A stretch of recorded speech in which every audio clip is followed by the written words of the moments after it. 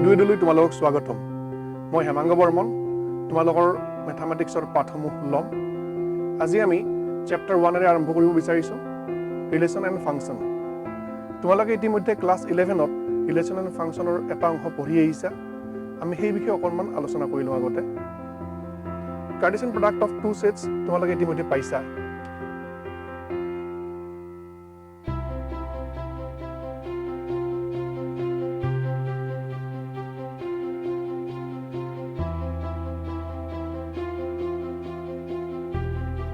ধৰা হ'ল A equal to ABC, B equal to XYZ। তেতিয়াহ'লে A cross B কি আছিলে? আমি জানো সেয়া হ'ব A, X, A, Y, A, Z।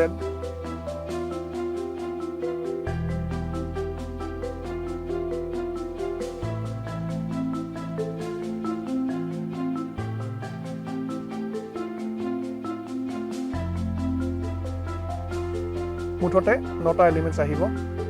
আমি যদি ইয়াক এৰো ডায়েগ্ৰামে লিখিব খোজো A আৰু B, ইয়াতে লিখিছোঁ ABC আৰু B XYZ। তেতিয়াহ'লে হ'ব A, X, A, Y, A, Z, B, X, B, Y, B, Z, C, X, C, Y, C, Z। সৰ্বমুঠ তোমালোকে ইয়াতেও 9টা এলিমেণ্টছ পাবা। ডেফিনেশ্যনটো আছিলে এনেকুৱা, A cross B is equal to set of ordered by X, Y such that X belongs to the set A, Y belongs to the set B। এতিয়া আমি ৰিলেশ্যনৰ বিষয়ে অলপমান আলোচনা কৰি লওঁ।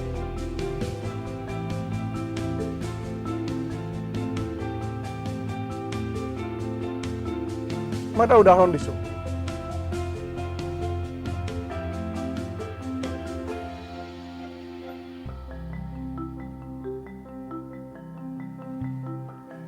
এৰ লগত মই কানেক্ট কৰিলোঁ X আৰু Y, আৰু বিৰ লগত মই কানেক্ট কৰিছোঁ Y।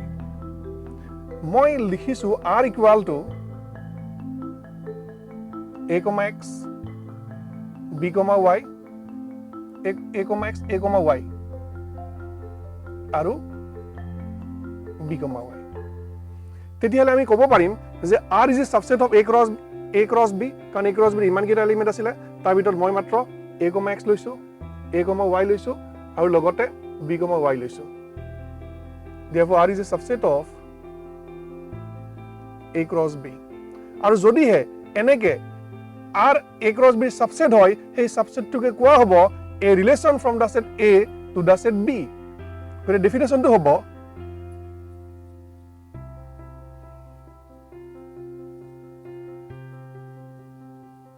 any subset R of A cross B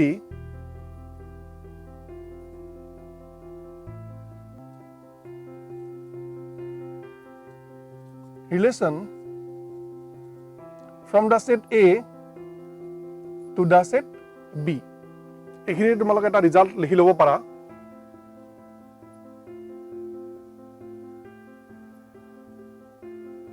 Let number of elements A is equal to P, number of elements in B equal to Q। Therefore, number of elements in A cross B equal to PQ, P into Q। Therefore,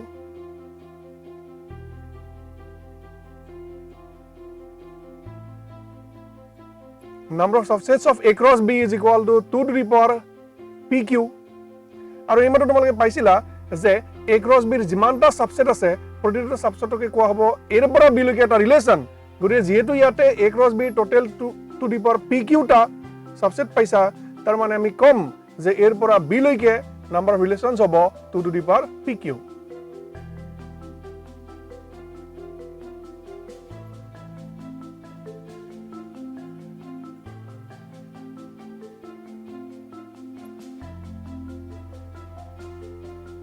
number of relations from A to B equal to 2 to the power PQ। এটা notes দিছোঁ এইখিনিতে যদিহে আমি লিখো a, b belongs to R, তাক আমি এনেকেও ক'ব পাৰো A R B এনেকে লিখিছো মানে ইয়াক মাতা হয় A is R related to B।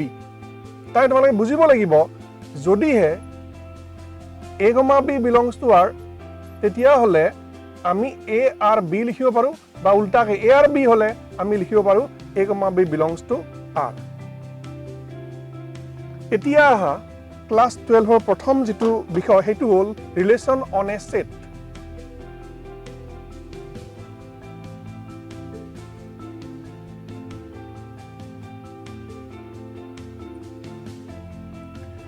Definition to hobo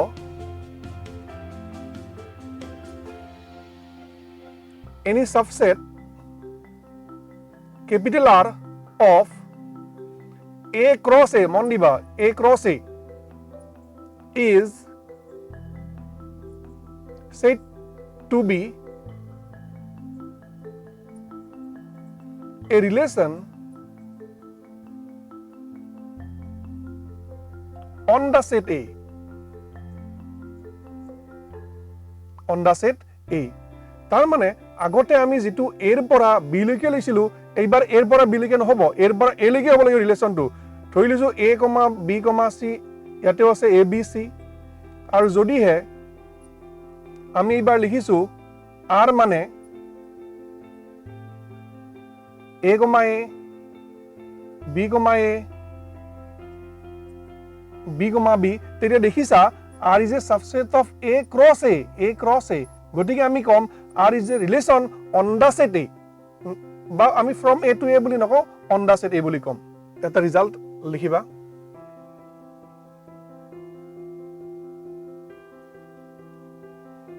if number of elements in A is equal to n,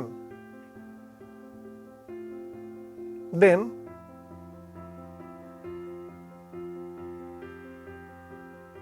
number of relations on the set A is equal to 2 to the power n square। এইটো মনত ৰাখিবা। এটা question লও if A equal to A, B, C, find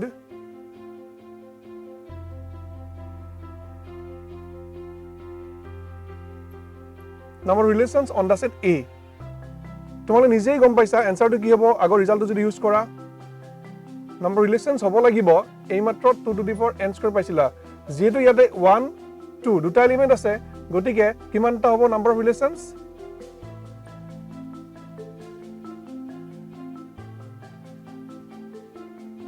2 to the power 2 square তাৰমানে 2 to the power 4 তাৰমানে হ'ব লাগিব মুঠতে 16টা। এতিয়া some types of particular types of relation সেই বিষয়ে আলোচনা কৰি লওঁ।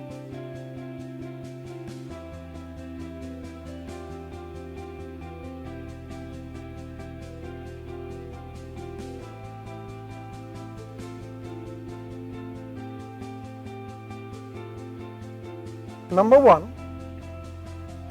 null or empty relation। তোমালোকে জানা যে null set phi ই সদায় A cross A ৰ subset হ'ব যেহেতু phi A cross A ৰ subset গতিকে আমি ক'ব পাৰিম phi is a relation on the set A আৰু phi টোক আমি particularly com null or empty relation। Therefore phi is a null or empty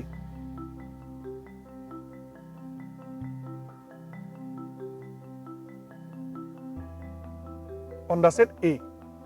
ইয়াৰ পিছত হ'ব universal relation।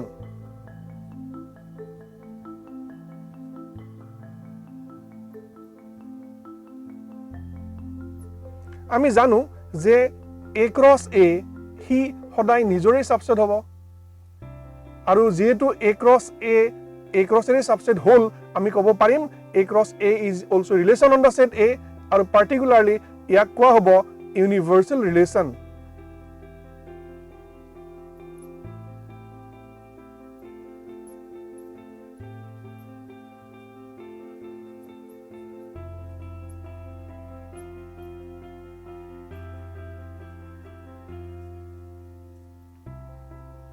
Number 3, identity relation.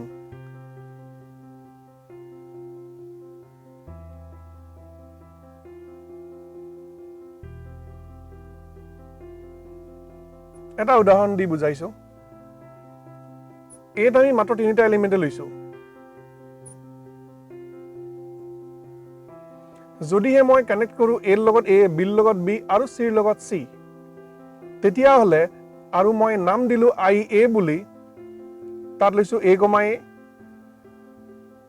b, b, c, c গতিকে i a হ'ব এইবাৰ a cross a ৰ subset তানে i a হ'ব a ৰ এটা a ৰ ওপৰত এটা ৰিলেচন আৰু পাৰ্টিকুলাৰলি এইবাৰ i a আমি নাম দিম এটা আইডেন্টিটি ৰিলেচন বুলি তানে i ৰ যেটো আইডেন্টিটি ৰিলেচনৰ ডেফিনেশন সেই ডেফিনেশনটো কি হ'ব চোৱা i a equal to a, such that a belongs to capital A is said to be an identity relation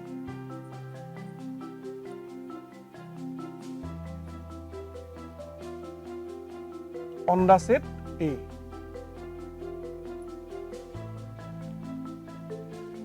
ইয়াৰ পিছত আহিব various types of relations.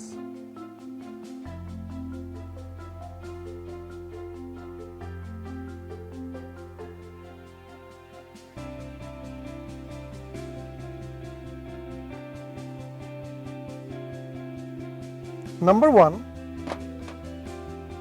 reflexive relation.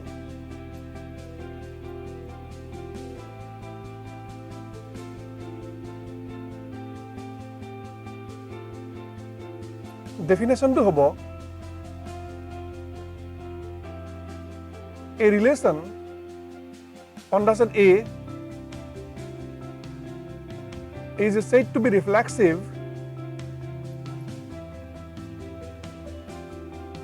if a, belongs to R for all values of A belongs to capital A. That is A R A for all values of A belongs to capital A. A whole reflexive relation or definition. Eta example disu moi. Thoi loisu 8 element আছে A B C মই A, B, B, C, C আৰু লগতে C, B হেকিটা element লৈ লৈছো R to A, B, B,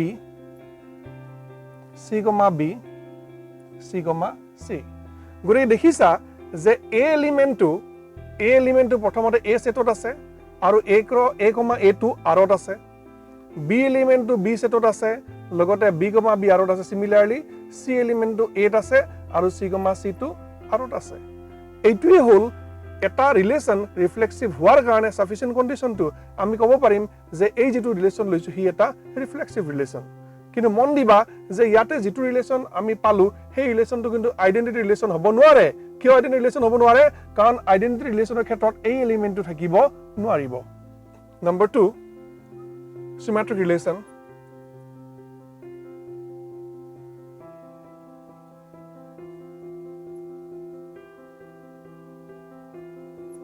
Definition to hobo a relation R on the set A is said to be symmetric if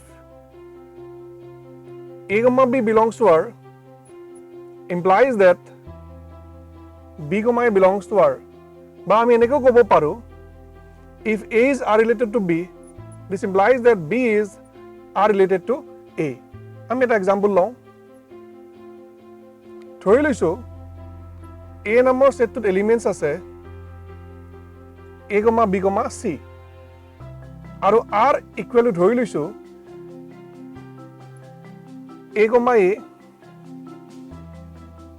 C, B, B,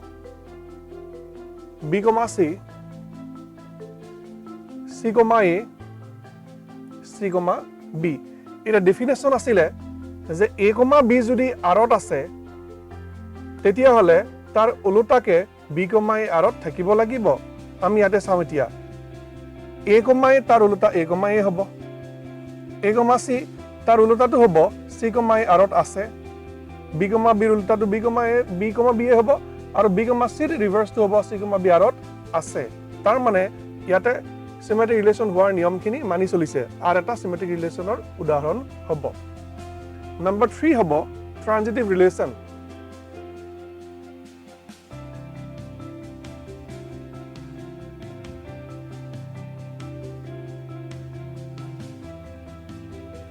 definition to hobo a relation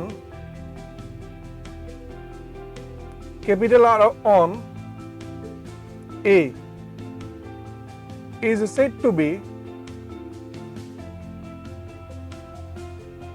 transitive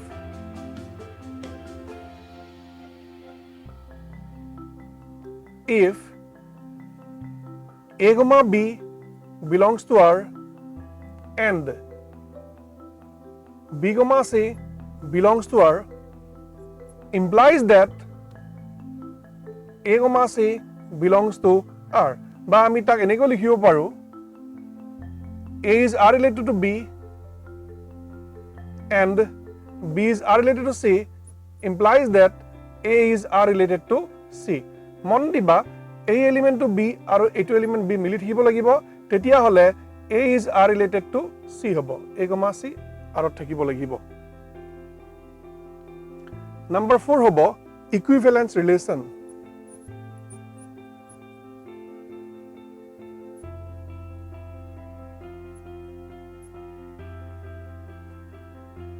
equivalence relation কি হ'ব এতিয়া যদি এটা relation আমি R লওঁ on the set A হি যদি reflexive হয় সিমেট্ৰিক হয় আৰু ট্ৰানজিটিভ হয় তেতিয়া হলে সেই ৰিলেচনটো কোৱা হ'ব equivalence relation a relation R on the set A is said to be equivalence if it is reflexive symmetric and transitive